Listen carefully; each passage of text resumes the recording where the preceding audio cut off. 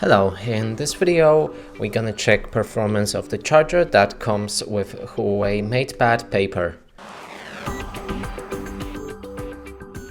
Here I have the charger and we'll be able to measure performance with a Gaussian smart socket.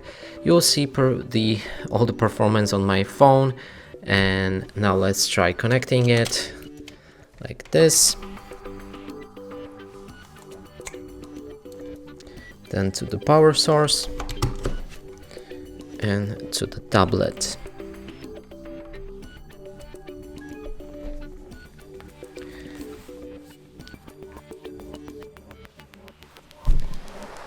So here's the app for the Gaussian Smart Socket. We need to go for electric tab.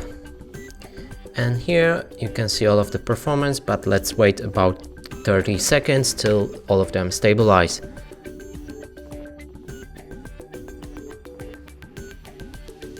So now they should be stable and you can see them right here.